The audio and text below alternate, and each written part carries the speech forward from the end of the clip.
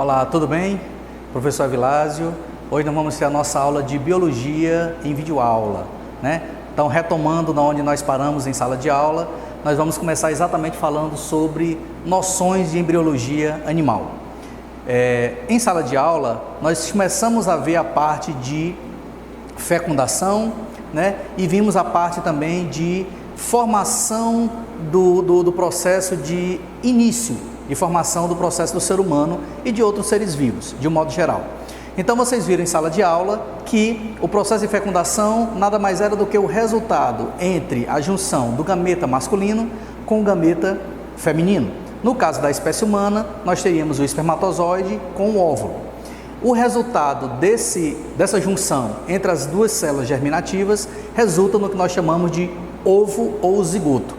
Então, a nossa aula de hoje, ela vai partir justamente da formação desse zigoto. Depois que ocorre o processo de nidação, né, do zigoto no útero, no caso da fêmea, o que é que acontece? Quais são os passos que virão a seguir?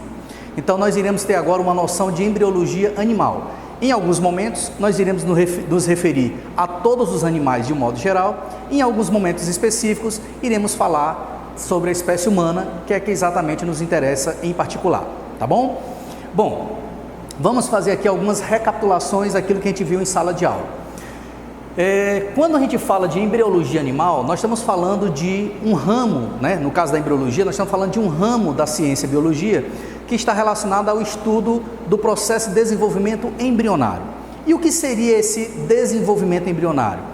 Então, de um modo geral, o desenvolvimento embrionário, ele é o período que compreende desde a formação do zigoto, ou seja, desde o processo de fecundação do espermatozoide com o óvulo, né, que é o gameta feminino. Então, desde a formação dessa célula ovo, que é o zigoto, até a formação do indivíduo jovem. Então, todo esse período que compreende desde a fecundação até a formação do indivíduo jovem é campo de estudo da embriologia. Bom, como é que acontece esse desenvolvimento embrionário? Esse desenvolvimento embrionário, meus alunos, eles acontecem justamente por processo chamado de clivagem ou segmentação. Professor, o que seria então clivagem e segmentação? Se vocês estão lembrados das aulas de divisão celular, vocês lembram que existem dois tipos básicos de divisão celular: a divisão por mitose e a divisão por meiose. Enquanto que a divisão por meiose é aquela que nos dá variabilidade genética, ou seja, ela tem um aspecto qualitativo, né? Ela vai nos dar variabilidade genética, é o que nos torna diferentes uns dos outros. A mitose é um processo de divisão celular que ela se preocupa com o aumento do número de células.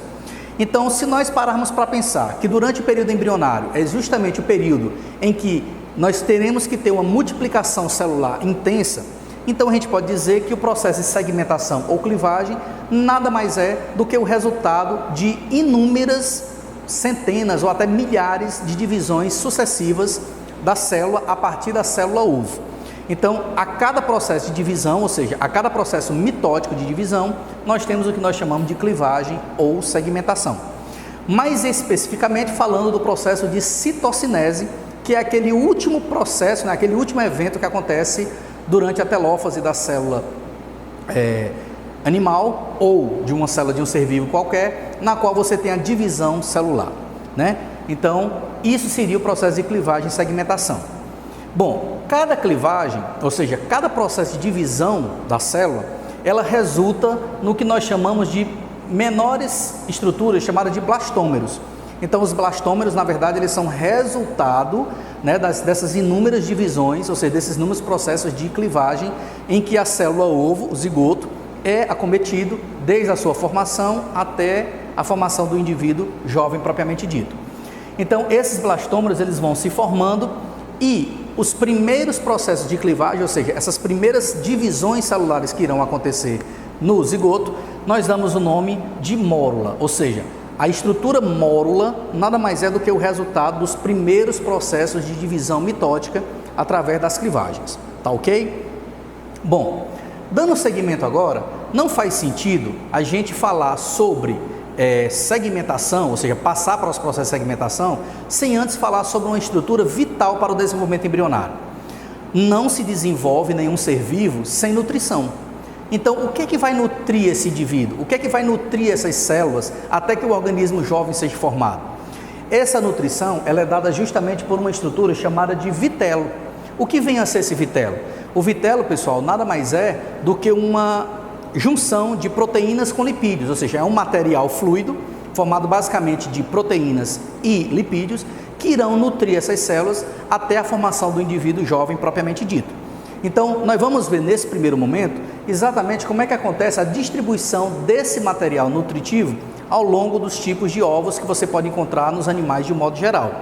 Lembrando que no reino animal nós temos indivíduos vertebrados, nós temos seres invertebrados, né? Nós temos aqueles que se desenvolvem de uma determinada forma, outros que se desenvolvem de uma forma diferente. Então, a forma como esse vitelo está distribuído é o que vai determinar, de um modo geral, deixando de lado também alguns fatores genéticos que podem estar associados a isso, mas eles, de um modo geral, é que irão determinar o tipo de segmentação que aquele zigoto irá ter.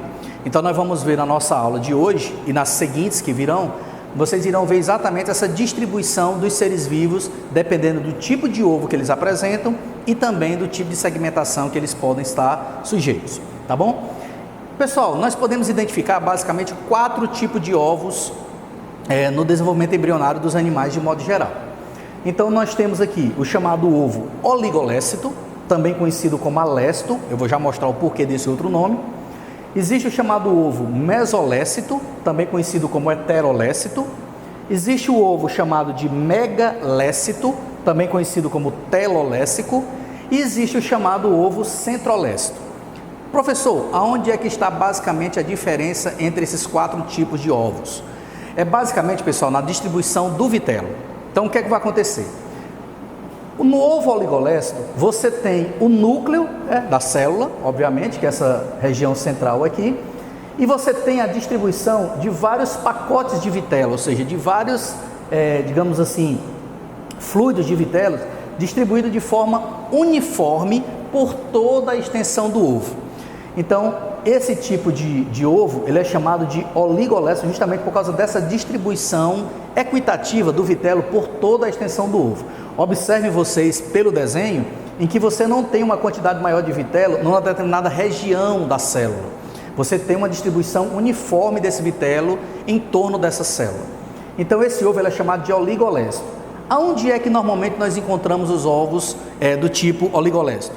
Então, nós encontramos, por exemplo, nos cordados, nós encontramos nos equinodermos, nos nematódios, né? Em alguns moluscos, com exceção dos moluscos que são cefalópodes, né? Que são o polvo e a lula. Então, com exceção desses, os moluscos normalmente apresentam esse tipo de ovo. E nós podemos encontrar também em determinados seres vivos, como mamíferos. Só que no caso dos mamíferos, né, em alguns mamíferos, esse ovo ele passa a ser chamado de alécito. Esse A quer dizer não, né? Então, a quantidade de vitelo é tão grande que praticamente não existe uma região sem vitelo dentro desse ovo. Então, em alguns mamíferos, esse ovo chamado de oligolécito, ele também pode ser chamado de alécito, tá ok? Bom, existe um outro tipo de ovo que, se vocês observarem pelo desenho, já existe aqui uma diferença em relação à distribuição do vitelo. Então, se vocês observarem aqui com calma, vocês vão ver que você tem um núcleo deslocado aqui para uma região, né, da célula. Observe que ele não está central, esse núcleo ele é enviado para uma região central da célula e a distribuição do vitelo se dá de forma desproporcional. Existe uma grande quantidade de vitelo e essa grande quantidade de vitelo ela está distribuída de forma desproporcional. Você tem uma menor quantidade de vitelo ao redor desse núcleo e uma maior quantidade de vitelo na região periférica do núcleo, sem ser próximo a ele. Então, nós podemos distinguir 2 tipos de polo. Nós temos o chamado polo animal e nós temos o chamado polo vegetativo. O polo animal é exatamente aquele em que você tem uma pequena quantidade de vitelo distribuída ao redor do núcleo. E o polo vegetativo é o restante da célula que ficou com essa grande quantidade de vitelo distribuída.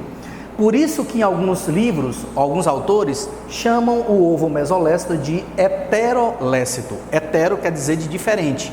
Então você tem uma distribuição diferenciada na quantidade de vitelo. Uma menor quantidade no polo animal e uma maior quantidade no polo vegetal ou vegetativo. Bom, um outro tipo de ovo muito comum também nos animais é o chamado ovo megalécito. O ovo megalécito, ele apresenta, pessoal, uma distribuição bem clara do vitelo. Você tem uma grande quantidade de vitelo, praticamente ocupando todo o espaço do ovo, e apenas uma pequena região que fica na parte superior do ovo, né, que a gente chama de disco germinativo, onde você praticamente não tem vitelo e você apenas apresenta o núcleo nessa região. Então, observa a diferença entre o ovo mesolécito para o ovo megalécito. O ovo mesolécito, você tem o núcleo sendo enviado para uma região polar do ovo, mas arrodeado por uma pequena quantidade de vitelo. Enquanto que no ovo megalécito, você tem o vitelo praticamente ocupando todo o espaço do ovo e apenas uma pequena região chamada de disco germinativo, que está localizado o núcleo, mas sem vitelo ao seu redor. E por último, nós temos o chamado ovo centrolécito. O que vem a ser o ovo centrolécito?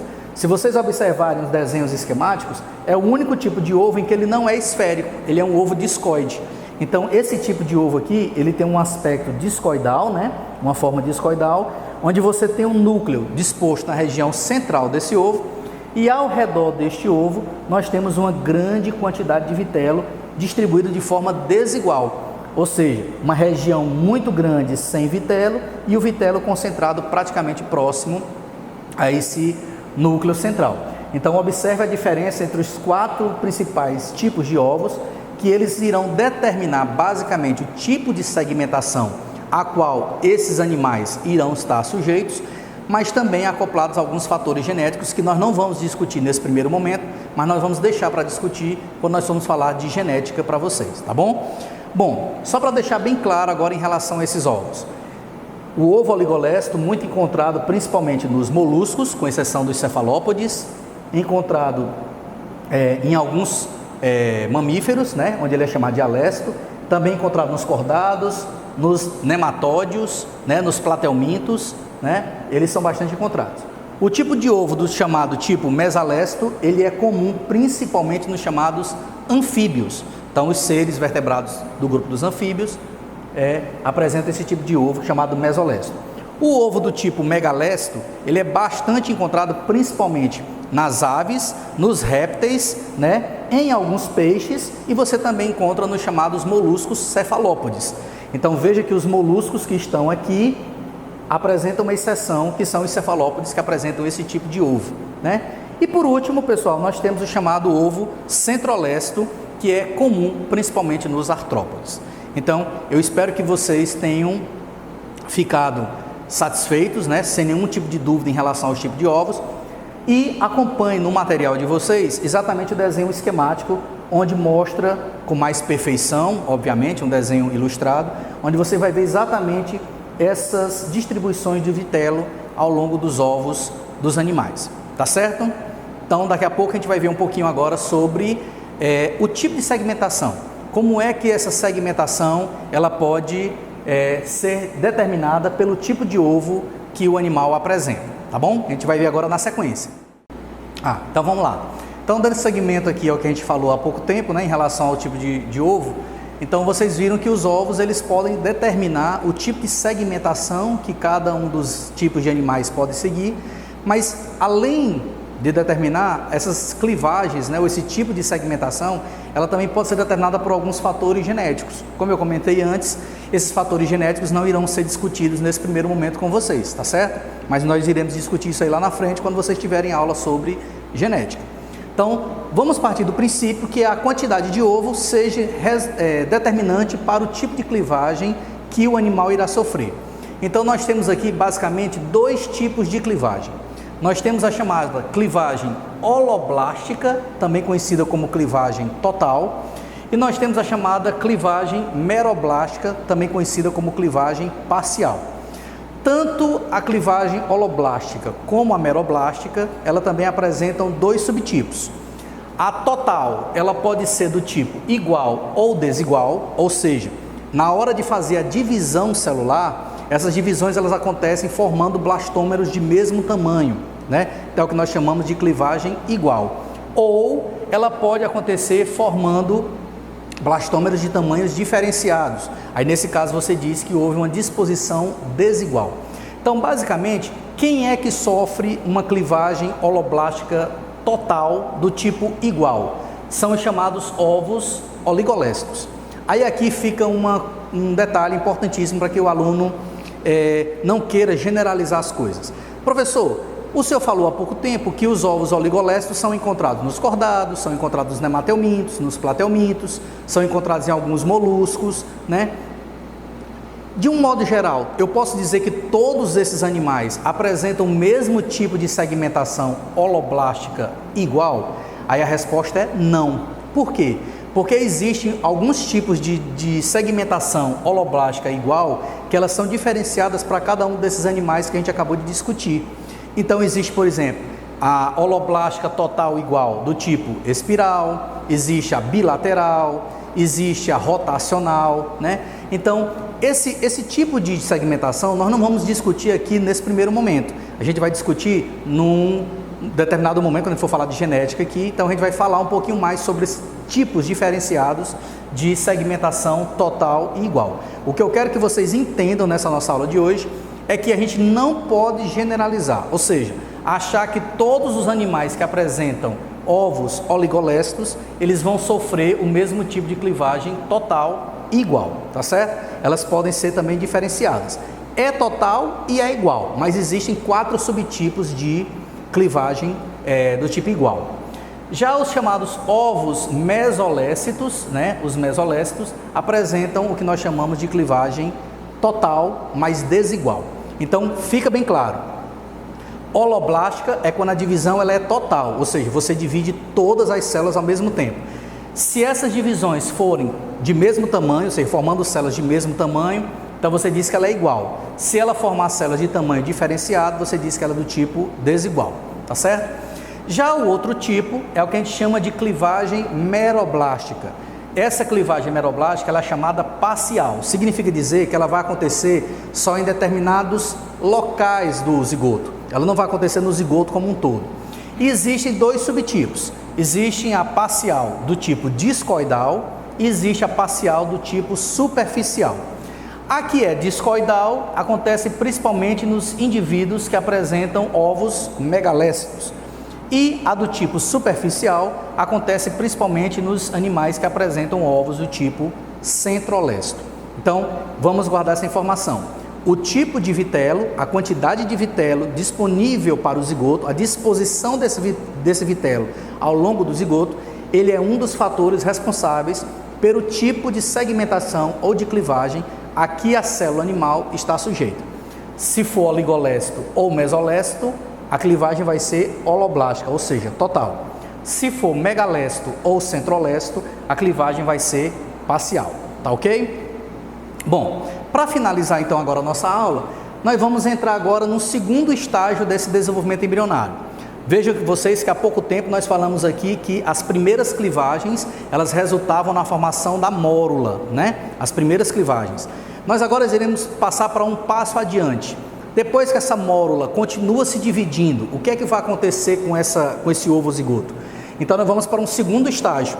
Esse segundo estágio é conhecido como estágio de blástula, tá ok? A blástula, pessoal, ela é o resultado de várias clivagens que a mórula sofre. E uma das principais características da blástula é exatamente a formação de uma cavidade interna, ou seja, é como se o ovo ou zigoto, ele agora se invaginasse, né, para dentro de si.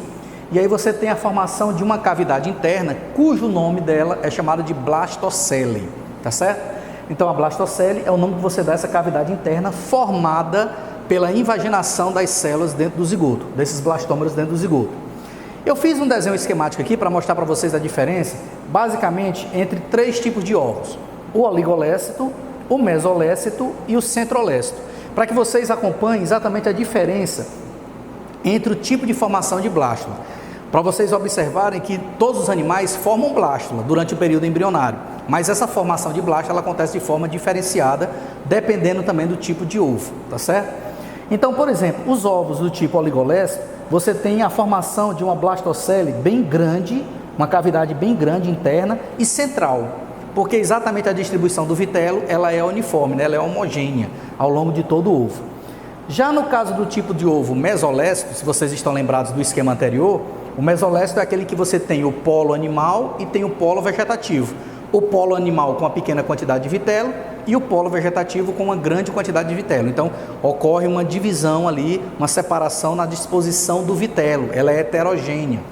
Então, nesse caso, você vai ter a formação da blastocele numa região mais superior, ou seja, exatamente onde está localizado o polo animal, né? E células maiores, né, blastômeros maiores, na região onde estava o polo vegetativo, que tem o maior número de vitelo, por isso que o maior número de células, né? E por último, nós temos o ovo centrolécito, que é aquele ovo lá que tem um aspecto discoidal. Então, nesse caso, no ovo centrolécito, você vai ter a formação de uma estrutura também superior, né, no disco germinativo, onde você vai ter a formação de uma pequena abertura, né, a blastocele aqui ela é muito pequena, acompanhada de algumas células menores, né, e o vitelo fica distribuído na porção superior ou inferior, onde existe uma maior quantidade de vitelo disponível. Então vejam vocês que após a formação da mórula, nós temos a formação da blástula, mas essa blástula ela é formada de forma diferenciada, dependendo do tipo de ovo e a disposição de vitelo de cada um dos grupos de animais, tá certo? Então, nas próximas aulas, nós iremos dar seguimento ao desenvolvimento embrionário, falando para vocês sobre gastrulação e a formação da neula. Tudo bem? Então, até a próxima.